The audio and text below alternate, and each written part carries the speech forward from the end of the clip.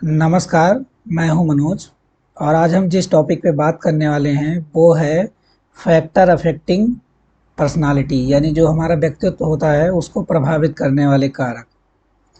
बहुत सारे लोग ऐसे होते हैं जो काले हो जाते हैं, बहुत सारे लोग ऐसे होते हैं जो बहुत ज़्यादा गोरे हो जाते हैं, बहुत सारे लोग ऐसे होते हैं जो बहुत ज़्यादा छोटे हो जाते हैं और बहुत सारे लोगों की लंबाई इतनी बढ़ जाती है कि अगर वो कहीं भी जाएँ, कहीं भी घुसें किसी भी घर में, तो उनका जो सर होता है वो उस घर से टकरा जाता है। अब इस व्यक्तिगत विभिन्नता की वजह से बहुत सारे लोग डिप्रेशन में चले जाते हैं, डिप्रेशन का शिकार हो जाते हैं कि हम अपने जीवन में कुछ नहीं कर पाएँगे, हमारी हाइट बहुत ज़्यादा नहीं है। बहुत सारे लोग इसलिए डिप्रेशन में आ जाते हैं कि हम बहुत ज़्यादा काले हैं, इसलिए अपने जीवन में कुछ नहीं कर पाएँगे, जबकि ऐसा नहीं है। अभी कुछ दिन पहले हाई स्कूल बोर्ड का रिज़ल्ट आया था। उसमें एक प्राची नाम की लड़की थी, वो सीतापुर की रहने वाली थी, जिसने बोर्ड में टॉप किया था। लेकिन उसके मूँछों पे बाल उगाए, वो बाल थे और ऐसा उसमें अकेले नहीं था, बहुत सारे लोग ऐसे हैं जिनके जिनके महिलाएँ जो हैं उनके गालों पे बाल होते हैं, उनकी मूँछों पे बाल निकल आते हैं। उसके लिए जब उसकी पोस्ट सोशल मीडिया में आई, जब लोगों ने उसका इंटरव्यू रिकॉर्ड किया, बहुत सारे लोगों ने उसको पॉजिटिविटी वे में जवाब दिया कि बेटी ने बहुत अच्छा किया है। उसकी शक्ल अगर अच्छी नहीं है तो क्या हुआ, उसके अंदर की जो ताकत है, जो पावर है, वो बहुत अच्छी है, उसका व्यक्तित्व बहुत अच्छा है और उसका जो माइंड है वो बहुत अच्छा है, इसीलिए इतने टिपिकल बोर्ड को उसने टॉप किया है। बहुत सारे लोगों ने उस लड़की को बहुत सारी भद्दी-भद्दी बातें कही, बहुत सारे ये सुनाए, राक्षस है, ऐसा है, वैसा है, ये है, वो है, बहुत सारी टीका टिप्पणी किया और लोगों ने पढ़ा भी। अब उस लड़की की उसमें क्या गलती थी कि उसके मूँछों पे बाल थे, बहुत सारे लोगों के होते हैं, अगर उसने नहीं टॉप किया होता तो उसको कोई कुछ नहीं कहता, कोई कुछ नहीं बोलता और अमूमन जैसे ज़िंदगी में चल रहा है वैसा चलता रहता। एक चीज़ हमेशा याद रखिए कि इस नेचर में, इस प्रकृति में, इस पृथ्वी पे हर चीज़ में विभिन्नताएँ हैं। सब लोग एक जैसे नहीं हैं, सब लोग एक जैसे नहीं हैं, यानी कि सब लोग एक जैसा काम नहीं कर सकते, लेकिन सब लोग अलग ज़रूर हैं। अगर एक जैसा काम नहीं कर सकते तो लोग अलग ज़रूर हो सकते हैं, लोगों से भिन्न काम कर सकते हैं और वो भिन्न काम करने की वजह से वो लोगों से अलग हो सकते हैं, लोगों से स्पेशल हो सकते हैं, लोगों से एकदम से अलग जा सकते हैं और बहुत सारे सक्सेस गेन सकते हैं, कर सकते हैं अपनी लाइफ में अपनी विभिन्नताओं की वजह से। बहुत सारे लोग विकलांग होते हुए भी आईएएस अधिकारी बन गए, बहुत सारे लोग काले होते हुए भी बहुत सारे काम कर लिए, जो सारे काम गोरे लोग नहीं कर पाए। तो ऐसा नहीं है कि हम अगर एक जैसे नहीं हैं तो हम कुछ नहीं कर पाएँगे, हम भिन्न ज़रूर हैं। अगर हम भिन्न हैं तो उन उन अलग लोगों से एक अलग काम ज़रूर कर सकते हैं और हमारे अंदर वैसी शक्ति है, हमारी पर्सनैलिटी वैसी है कि हम लोगों से अलग काम ज़रूर कर सकते हैं। तो हमेशा ध्यान रखिए, हम एक समान तो नहीं हैं लोगों जैसे, लेकिन भिन्न ज़रूर हैं। आज हम इसी इसी बात को जानने की कोशिश करते हैं कि ऐसी क्या चीज़ें होती हैं, ऐसे कौन से कारक होते हैं, ऐसे कौन से फैक्टर होते हैं जो लोगों से अलग बना देते हैं। हम एक जैसे दूसरे लोगों से भिन्न हो जाते हैं, एक जैसे नहीं रह पाते और हमारे बच्चे भी इसी तरीके से हैं। वो क्लास में बहुत सारे बच्चे जाते हैं, वो दूसरे बच्चों जैसा नहीं कर पाते, लेकिन उनमें अलग करने की क्षमता होती है, बस हमें पहचानने की ज़रूरत है। अगर उनकी अलग करने की क्षमताओं को हम पहचान गए, तो वो बच्चे और उनको बताने की ज़रूरत है, तो वो बच्चे अपने जीवन में बहुत अच्छा कर सकते हैं। अब 2 चीज़ें होती हैं जो हम सबको विभिन्न बनाने के लिए ज़िम्मेदार होती है। सबसे पहली चीज़ होती है बायोलॉजिकल फैक्टर, यानी कि जैविकीय कारक। जो जैविकीय कारक होते हैं वो भी हम लोगों को भिन्न बनाने का काम करते हैं, एक दूसरे से भिन्न रखते हैं। और दूसरा जो होता है वो एनवायरमेंटल फैक्टर, यानी जिस वातावरण में हम रहते हैं, जिस जगह पे हम रहते हैं, वो भी हमारे व्यक्तित्व को परिवर्तित करने के लिए बहुत बहुत इम्पोर्टेंट रोल रखती है, बहुत ज़्यादा इम्पोर्टेंट रोल रखती है। और हम सभी लोग ये सोचते हैं कि ये सब अपने आप हो गया है, अपने आप नहीं होता है। यही 2 फैक्टर जो है मेनली ज़िम्मेदार होते हैं। बहुत सारे लोग अपनी पर्सनैलिटी को डेवलप करने के लिए कोर्स करते हैं, उस कोर्स का थोड़ा बहुत फ़र्क तो पड़ता है, ऐसा नहीं है। अगर हम कोई पढ़ाई-लिखाई करेंगे, किसी चीज़ की ट्रेनिंग करेंगे, तो बहुत थोड़ा फ़र्क पड़ेगा, उतना ज़्यादा नहीं पड़ेगा। जो सबसे ज़्यादा ज़िम्मेदार फैक्टर होता है, यही 2 चीज़ें होती हैं। एक जैविकीय कारक होता है और दूसरा होता है एनवायरमेंटल फैक्टर, यानी कि वातावरणीय कारक। अब इसको हम वन बाय वन समझते हैं कि ये क्या चीज़ें होती हैं, कैसे चीज़ें परिवर्तित हो जाती हैं, कैसे लोग एक दूसरे से अलग हो जाते हैं और एक समान नहीं रह पाते। अब जो बायोलॉजिकल फैक्टर है यानी कि जो जैविकीय कारक है उसमें 3 चीज़ें आती हैं। सबसे पहली चीज़ है जेनेटिक्स यानी कि जेनेटिकल आनुवांशिकी। ऐसा ऐसा क्या है, इसको हम बिल्कुल सरल भाषा में समझते हैं कि हमारे माता-पिता से हमें कुछ चीज़ें धरोहर में मिलती हैं। वो बीमारी भी हो सकती है, हमारा रंग रूप भी हो सकता है, हमारा कद-काठी भी हो सकती है और बहुत सारी ऐसी चीज़ें हैं जो पीढ़ी दर पीढ़ी एक पीढ़ी से दूसरी पीढ़ियों में आती रहती है। अगर हमारे माता-पिता अच्छे हैं, उनका स्वभाव अच्छा है, उनका बिहेवियर अच्छा है, वो अनुशासन में रहते हैं, वो आज्ञाकारी हैं, वो सत्यनिष्ठ हैं, वो ईमानदार हैं, तो उनके बच्चे अमूमन ऐसे ही होते हैं, उनका व्यक्तित्व ऐसे ही बन जाता है। अगर वो बेईमान किस्म के हैं, वो बुरे हैं, कोई भी बुरा इंसान ये नहीं चाहता कि हमारा बच्चा बुरा बने, हमारा बच्चा खराब बने, बल्कि हर कोई चाहता है कि हमारा बच्चा अच्छा बने। लेकिन इस जेनेटिक्स की वजह से उनके जो लक्षण होते हैं, उनके जो गुण होते हैं, तो अपनी अगर जनरेशन सँभालनी है, अपने आप को आने वाले दिनों में अगर अच्छा बनाना है, अपने समाज को अच्छा बनाना है, तो हमें खुद सुधरना होगा। अगर हम खुद सुधरेंगे, तो हमारे बच्चे ऑटोमेटिक सुधर जाएँगे। वो अपने कंट्रोल में नहीं है, वो जेनेटिक्स का खेल है, डीएनए का खेल है। डीएनए में जैसा होगा, जो हमारे डीएनए में बसेगा, वही हमारे बच्चों के डीएनए में आ जाएगा और ये चीज़ें पीढ़ी दर पीढ़ी चलती रहेंगी। अगली चीज़ जो आती है वो नर्वस सिस्टम आता है, यानी कि तंत्रिका तंत्र आता है हमारे शरीर में। जैसा हमारे ऊपर आप फ़ोटो में देख रहे हैं, हमारे बॉडी में ये बहुत सारे तार, न्यूरॉन्स की सेलें जो है पड़ी हुई हैं और इनके बिल्कुल जाल बिछे हुए हैं। जो सबसे ज़्यादा कंडेंस है, जो हमें जानकारी देते हैं और हमारा जो मानसिक लेवल डेवलप करते हैं, अगर हम अब अपने हाथ में पिंच करते हैं तो ये चीज़ हमारे दिमाग को पता चल जाता है। जब हमें भूख लगती है तो उसका सिग्नल हमारे दिमाग को पता चल जाता है। ये इन्हीं न्यूरॉन सेल की वजह से होता है।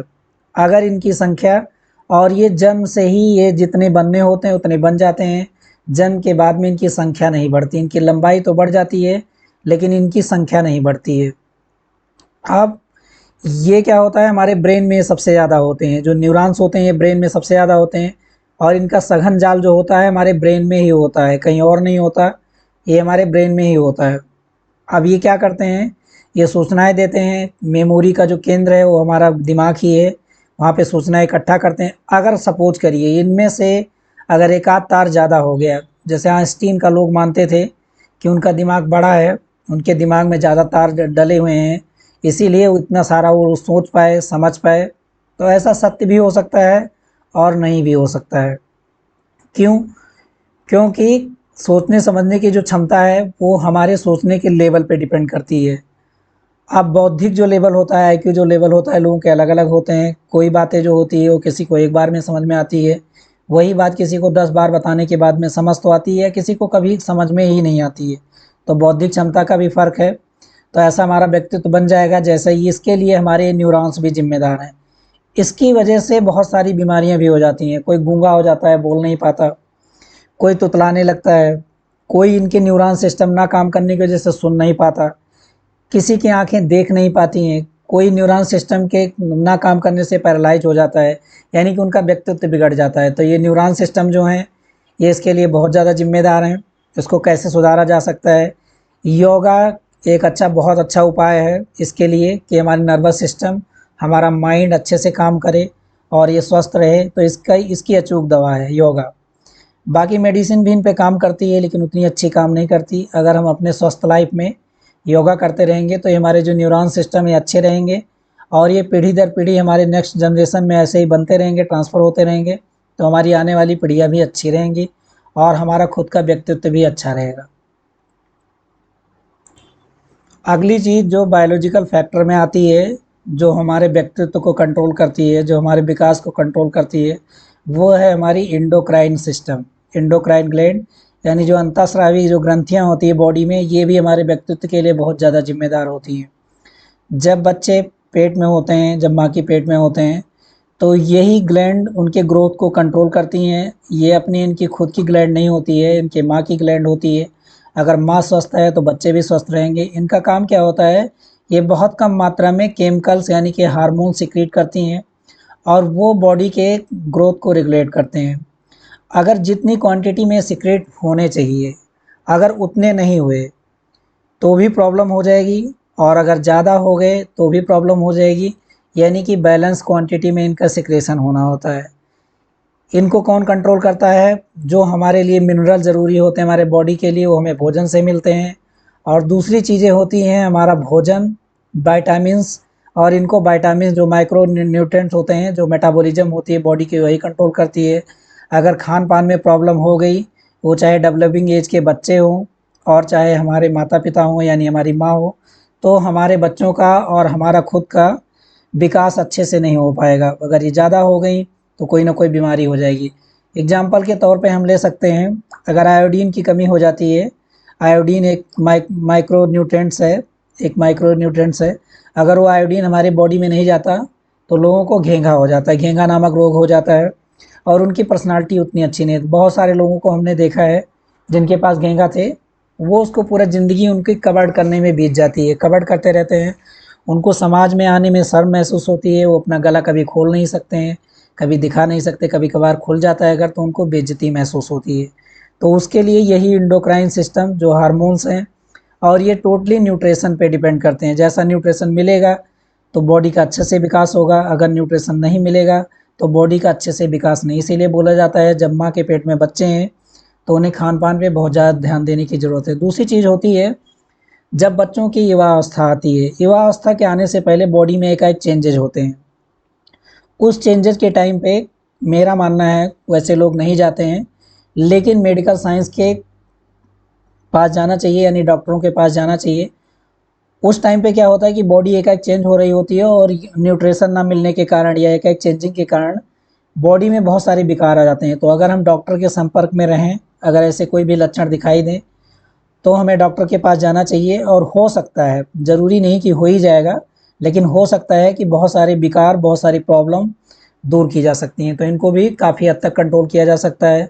और मेडिकल साइंस में अब इनके बहुत सारे उपचार आ गए हैं, बहुत सारी दवाएँ आ गई हैं, बहुत सारी मेडिसिन्स आ गए हैं जो कि इनको कंट्रोल करते हैं। तो इनकी वजह से भी पर्सनालिटी लोगों की बिगड़ जाती है। बहुत सारे लोग छोटे हो जाते हैं, बहुत सारे लंबे हो जाते हैं, बहुत सारे लोग नाटे मोटे, बहुत सारे प्रॉब्लम आ जाती है बॉडी में, बहुत सारे अंग डेवलप ही नहीं हो पाते। इवन यहाँ तक होता है कि इनके प्रॉब्लम की वजह से मेल मेल नहीं बन पाते और फीमेल फीमेल नहीं बन पाती, और एक अन्य जाति की उत्पत्ति हो जाती है जिनको हम ट्रांसजेंडर के नाम से जानते हैं, छक्कों के नाम से जानते हैं। उनमें या तो क्रोमोजोम की संख्या बहुत ज़्यादा हो जाती है या तो बहुत कम हो जाती है। वैसे मेनली ये जेनेटिकल भी होता है, और जो हमारे ऑर्गन्स होते हैं उनका डेवलप नहीं होने के कारण ऐसा हो जाता है, ऐसा हो पाता है। तो इसकी वजह से भी होता है। तो ये मेनली डिपेंड है न्यूट्रिशन पे और जेनेटिक्स पे भी डिपेंड है। आगे चलते हैं और अब हम जानते हैं जो एनवायरमेंटल फैक्टर होते हैं उनका भी बहुत अहम रोल होता है, बहुत इंपॉर्टेंट रोल होता है। उनकी वजह से भी हमारे बच्चों की और हमारी खुद की जो पर्सनालिटी होती है वो चेंज हो जाती है, यानी कि बदल जाती है, और जैसी रहनी चाहिए वैसी नहीं रह पाती, यानी कि नॉर्मल नहीं रहती है। अब हमने अगले चीज़ की जो बात की वो है एनवायरमेंटल फैक्टर, यानी पर्यावरण। जिस वातावरण में हम लोग रहते हैं उनकी दो चीज़ें होती हैं, एक होता है फिजिकल, यानी कि जलवायु, जो फिजिकल फैक्टर होते हैं, जैसा है, जैसा नेचर ने बनाया है, जहाँ जितनी गर्मी है वहाँ उतनी गर्मी है, जहाँ की हवाएं पछुआ चलती हैं वहाँ पे पछुआ चल रही हैं, पूर्वा भी चलती हैं, जहाँ पे हवाएं बहुत शुष्क हैं, जहाँ पे मॉइस्चर बहुत ज़्यादा है। और दूसरी जो हैं वो हैं सोशल। सोशल में क्या आता है? सोशल में हमारा परिवार आता है, हमारे समाज के लोग आते हैं, हमारे पड़ोस के लोग आते हैं जो हमारे आसपास रहते हैं।